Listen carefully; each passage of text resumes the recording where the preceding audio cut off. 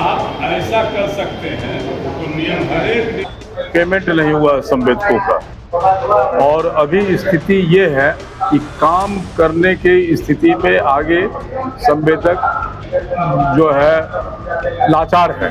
Study MBBS in Russia and Nepal. Visit Officers Colony, Mirchai Bari, Katihar. Admissions open now. Rus MBBS. We give wings to your dream.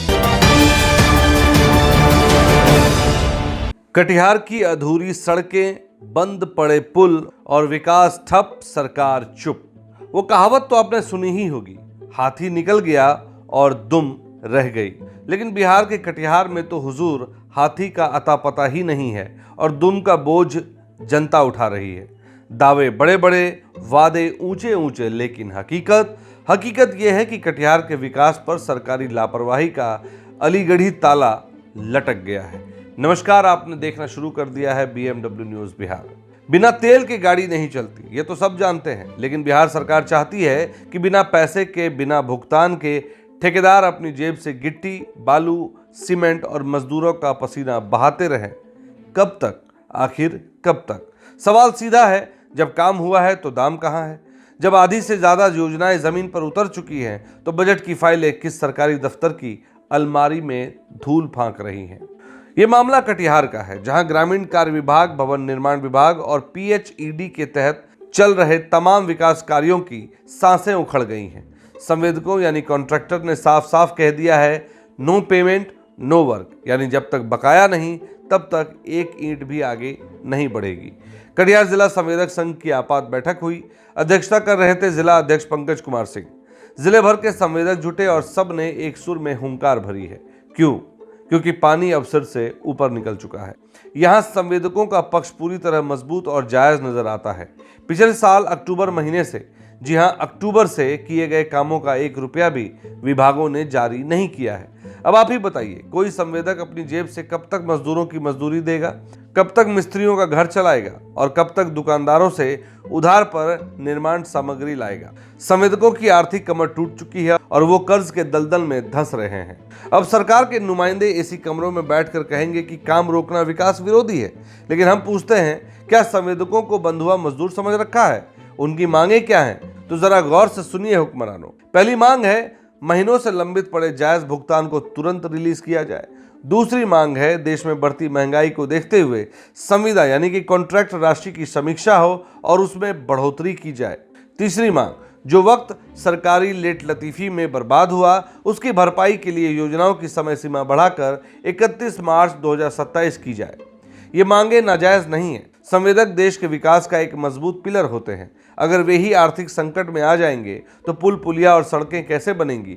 और बनेंगी तो उसी तरह भरभरा कर गिरेंगी जैसे आज बिहार में पुलों की गिरने की स्थिति है। और लग रहा है पुलों के गिरने में कंपटीशन लगी हुई है, होड़ सी लग गई है। इस बारे में पंकज कुमार सिंह ने साफ चेतावनी दी है कि अगर सरकार ने कुंभकर्णी नींद नहीं तोड़ी तो ये आंदोलन आर पार का होगा और ज्यादा उग्र भी होगा। देखिए, मुख्य रूप से कार्य विभाग, ग्रामीण कार्य विभाग, भवन निर्माण विभाग, PHED सभी विभाग में फंड की स्थिति बहुत ही खराब है। विगत लंबे समय से ग्रामीण कार्य विभाग में अक्टूबर 2025, PHED में लगभग 1.5 साल से पेमेंट नहीं हुआ संवेदकों का, और अभी स्थिति ये है कि काम करने की स्थिति में आगे संवेदक जो है लाचार है। और हम लोगों का डिमांड है, जब तक किए गए कार्य का भुगतान नहीं होता है तब तक हम लोग आगे कार्य बंद रखेंगे, काम नहीं करेंगे। आज का मीटिंग में ही निर्णय हुई है। दूसरा जो है, अगर भुगतान हो जाता है तो शेष कार्य जो विगत 3 महीना तो वर्षा ऋतु है, तो शेष कार्य करने के लिए हम लोगों को 31/3/27 तक का समय वृद्धि सामूहिक मिलना चाहिए।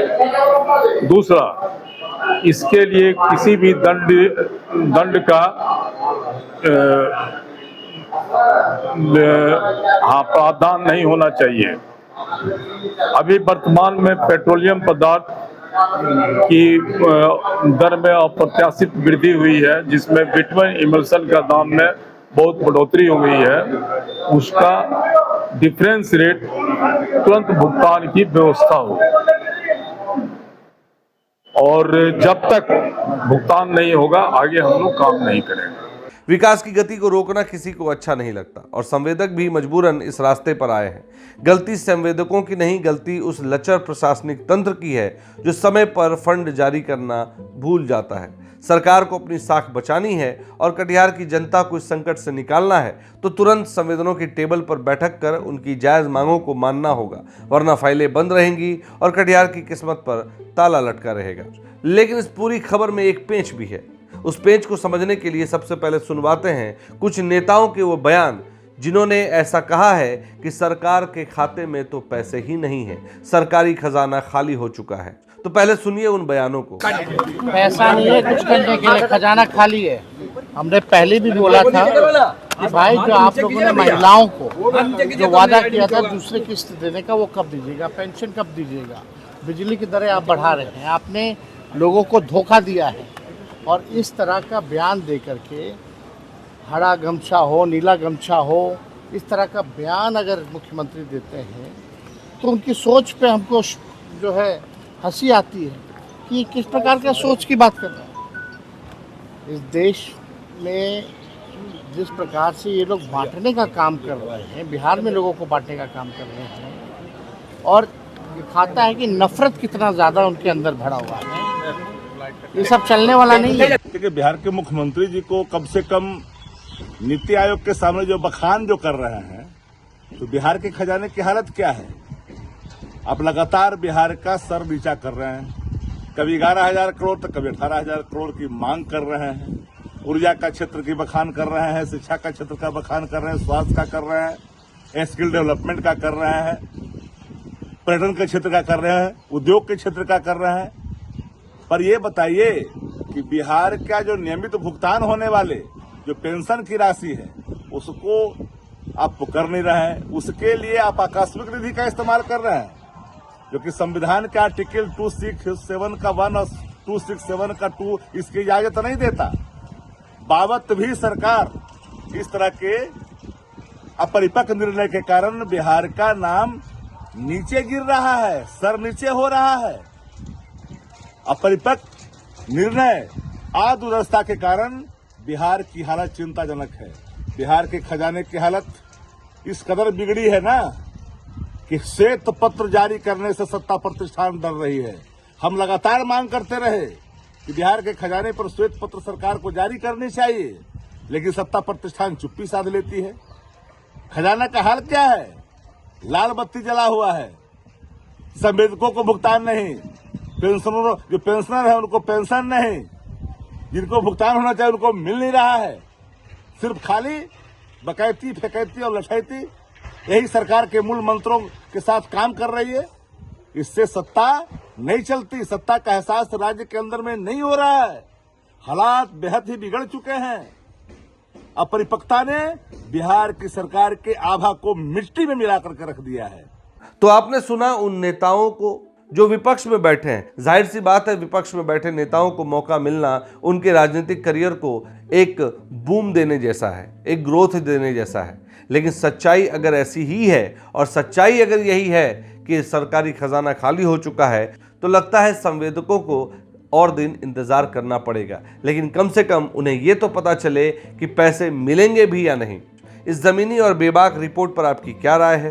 क्या सरकार को तुरंत संवेदकों को भुगतान नहीं कर देना चाहिए? कमेंट बॉक्स में हमें ज़रूर बताएं।